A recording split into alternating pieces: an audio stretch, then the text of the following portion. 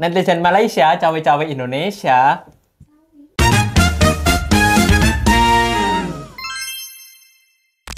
Halo Sobat DB News. Nah, pagi hari ini kita akan membawakan video juga yang viral banget di media sosial.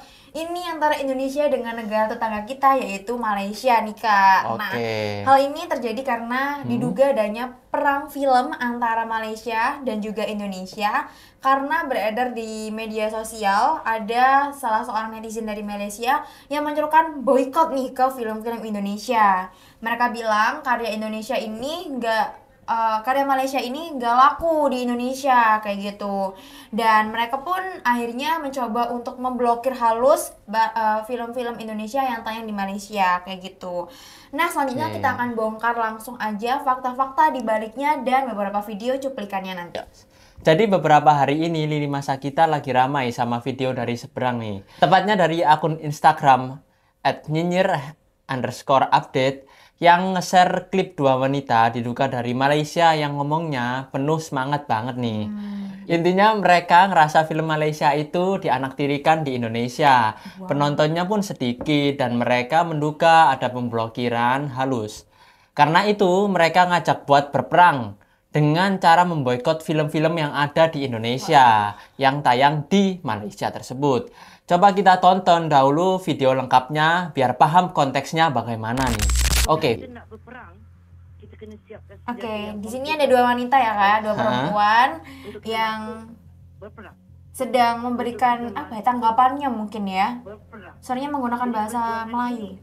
Ini adalah satu perjuangan untuk kita kembali menggembilangkan karya-karya Malaysia. Agak nggak paham, cuman intinya dua netizen ini sebenarnya membahas terkait mereka itu ingin mengembalikan lagi film-film Malaysia itu biar laris gitu ya Kak ya, dan nggak dianaktirikan gitu khususnya di Indonesia.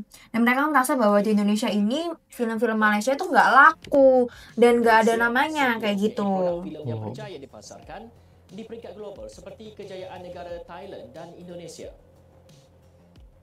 Film jagoan Malaysia cuma dapat ribuan penonton di Indonesia. Ini ada gala premier. Malaysia ikut buka suara. Mereka merasa ini gala premier di Malaysia sebenarnya. ada yang mereka itu mencoba melariskan beberapa film Indonesia di Malaysia gitu dan menjualnya ke Indonesia gitu. Jadi intinya dari video ini tuh sebenarnya mereka ngerasa bahwa film Indonesia di Malaysia itu laku, kok film Malaysia di Indonesia tuh kayak ngerasa nggak ada namanya gitu loh intinya. Dan kedua perempuan ini tuh membela negaranya juga Kak ya, kayak ngerasa bahwa kita ini perlu reformasi gitu ya, membranding ulang gitu biar film-filmnya juga berjaya nggak hanya di negaranya tapi di luar negaranya juga kayak gitu. Nah, dengan kata-kata adanya perang ataupun perjuangan serta menggembilangkan kembali yang telah diutarakan oleh salah seorang perempuan yang di video tadi, kita bisa ngelihat bahwa diksi ini cukup berat ya kalau untuk didengar kayak gitu, karena untuk bahasa perjuangan, untuk bahasa perang ini cukup krusial banget nih, padahal kita membahas tentang film kayak gitu. Kita merasa bahwa kayaknya ini udah frustasi banget gitu, karena ngerasa kok Malaysia gini-gini aja gitu. Betul, filmnya kayak karyanya nggak dihargai gitu loh. Gitu mungkin karena mereka melihat angka dan merasa kok karya kita kayak nggak dihargai gitu di Indonesia. Nah ini juga kita memvalidasi ya perasaan-perasaan sebagai seorang warga negaranya gitu di Malaysia. Nah ini kamu coba. Strategi harus mantap, setuju nih. Tapi apakah strategi yang paling mantap itu boykot atau ada cara lain? Nah, disinilah netizen Indonesia masuk ke arena perdebatan tentunya. Dan argumen mereka jujur, cerdas banget. Oke, kita akan menampilkan beberapa komentar-komentar netizen Indonesia yang ada tersebar di media sosial kayak gitu ya. Nah ini komentar yang pertama itu ada dari salah satu akun juga yang bilang bahwa jangan iri-iri lah kayak gitu, upin-ipin aja diterima gitu di sini tanpa memboikot loh. Karena kita tahu ya Kak, mungkin dari zaman kita kecil sampai kita udah sebesar ini dan sedewasa ini, upin-ipin tuh masih laris banget Kak. Betul. Masih jadi salah satu kartun terfavorit anak-anak kecil di Indonesia kayak gitu. Terus komentar yang kedua ada yang mengatakan bahwa satu-satunya film Malay yang tetap di hati cuman Ipin dan Upin, anak gue udah 10 tahun, by the way masih doyan aja tuh. Nah, ini juga salah satu untuk memvalidasi gitu ya, bahwa ada film Malaysia yang diterima gitu. Ini ada komentar juga, Makci, Upin Ipin diterima dengan sangat baik loh di Indonesia gitu. Apalagi Susanti masih di sana. Nah, bener banget Kak. Susanti. Aku ngambil garis bawah di sini bahwa Oke. kita tuh di film Upin Ipin menggambarkan persaudaraan.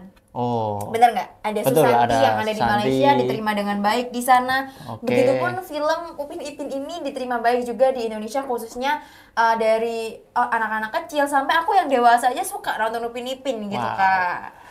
Nah, ini komentar yang keempat dari netizen Indonesia, ini cukup cerdas banget. Betul. Oke, ini yang keempat, ini salah satu komentar netizen yang bagus dan cerdas banget, bahwa dia bilang bahwa kartun kalian, maksudnya Malaysia tuh bagus-bagus semua loh. Terlebih suka banget dengar bahasa Melayu yang dilontarkan di beberapa film kayak Bobo Boy, terus ada Agent Ali, Papa Zola, Upin Ipin, dan Machimato gitu. Nah, film-film ini menjadi favorit anak-anak saya semua. Sampai tiap hari diulang-ulang sampai hatam dan udah tahu tiap episodenya. Tuh, Waduh. berarti kan salah satu di sini Saking adalah ini ya, filmnya saking terfavorit banget nih. Iya, favorit banget, mungkin diterima karena gitu. mungkin karena setiap tahun dan setiap lahirnya episode itu mereka melahirkan karya yang sangat kreatif dan inovasi. bener tentunya. banget gitu. Dan lihat di sini gitu bahwa netizen Indonesia tuh nggak marah-marah Kak, Oke. tapi ngasih fakta yang ada di lapangan kayak gitu. Upin Ipin sama Bobo Boy tuh masih jadi favorit anak saya gitu. Upin Ipin tuh kayak minum obat sehari 3 kali, Aduh. candu kayak gitu nontonnya.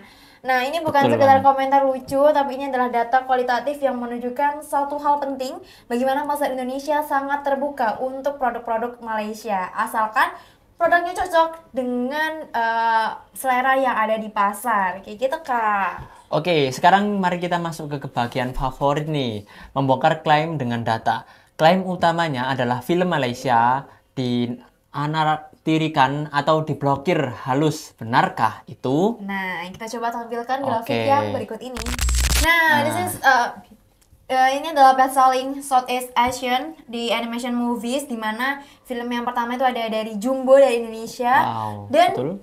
kemudian di ranking ke bawahnya atau 5 besar tuh semuanya diisi oleh Malaysia Kak. Jadi Indonesia Wah. yang pertama, kedua sampai kelima itu diisi oleh kartun-kartun dari Malaysia kayak gitu. Ada salah satunya yaitu Machimato, Agent Ali, Bobo Boy hingga Upin Ipin. Wah, ini jadi animasi-animasi favorit di Asia Tenggara Ya. Kak khususnya. Yang pertama, mungkin ada film Jumbo yang pendapatannya 7,9 miliar dolar dan rilisnya itu di tahun 2025 nih Kak. Dan yang untuk film yang kedua nih ada Mekamato Movie dan film ini pun pendapatannya mungkin agak di bawah dari yang si Jumbo tadi, yaitu sekitar 7,6 miliar dolar. Iya, sebenarnya Nah, banyak banget juga ya Kak film-film betul. Malaysia ini emang terkenal gitu. Gak hanya cuma 1 atau 2, tapi 4 sekaligus. Oke. Gitu. Nah, langsung aja kita tahu gitu bahwa faktanya film Indonesia ini juga punya pasar yang sehat di Malaysia. Nah, mari kita sebut beberapa filmnya, yaitu yang pertama apa Kak? Pengabdi Setan 2017 jadi salah satu film horor terlaris di sana. Oke, yang kedua ada film Ada Apa Dengan Cinta. Nah, ini film romantis ya yang terkenal juga di Indonesia dan jadi salah satu film terlaris juga di Malaysia Oke. kayak gitu. Dan yang paling fenomenal yang ketiga adalah KKN di Desa Penari yang rilis tahun 2022. Ini juga tidak hanya laris di Indonesia tapi laris juga di Malaysia gitu dan mendapatkan kurang lebih puluhan miliar rupiah. Dan yang keempat yang terbaru adalah Pemandi Jenazah yang tembus di box office yang ada di Malaysia juga.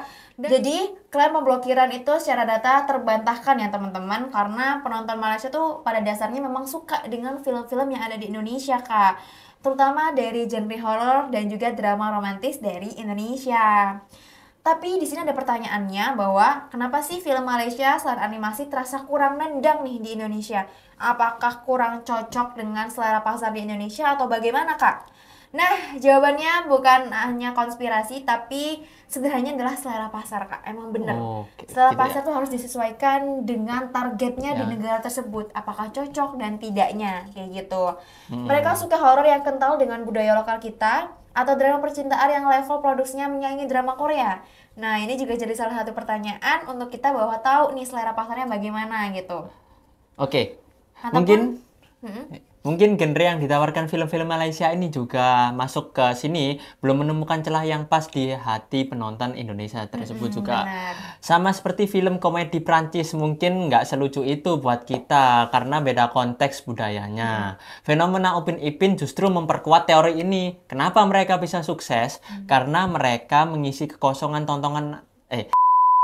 karena mereka mengisi kekosongan tontonan anak-anak yang berkualitas, mendidik, serta relevan buat budaya secara Melayu tersebut. Nah, mereka adalah produk yang sangat tepat untuk pasar yang sangat tepat juga targetnya. Seperti itu, Kak. Gitu, berarti yang benar ya, untuk menyesuaikan dengan film-film yang disukai itu harus menyesuaikan juga dengan selera pasar yang ada di negara tujuan, kayak gitu. Nah, kesimpulannya apa nih teman-teman? Karena seruan Bolekit ini menurut saya lahir dari sebuah kesalahpahaman yang fatal, dimana bukan karena Indonesia memblokir, bukan ya teman-teman, tapi karena persaingan di industri film itu soal kualitas dan kecocokan dengan selera pasar. Daripada berperang, mungkin akan lebih produktif jika ada kolaborasi atau co-production ataupun saling belajar untuk memahami pasar masing-masing. Toh langkah-langkah untuk memajukan film kita di luar negeri seperti dukungan pemerintah, kerjasama internasional, dan promosi di festival film juga bisa diadopsi oleh teman-teman dari Malaysia untuk menembus pasar di Indonesia. Nah, itu tadi pendapat kita nih Kak tentang bagaimana sih sebenarnya pemblokiran film itu tidak ada sebenarnya di Indonesia. Itu hanya sekedar kesalahpahaman dari netizen Malaysia. Nah, kita juga pengen dengar pendapat dari kalian teman-teman Sobat DB News. Tulis komentar kalian di bawah. Kalau kalian suka video ini jangan lupa like, komen, dan juga subscribe. Dan jangan lupa nyalain loncengnya bila kalian suka video kita. Dan langsung dapat notifikasinya setiap harinya loh. Wow, keren banget ya. Terima kasih sudah menonton video ini. Aku Farah. Dan aku Arya. Sampai jumpa di video selanjutnya. Bye.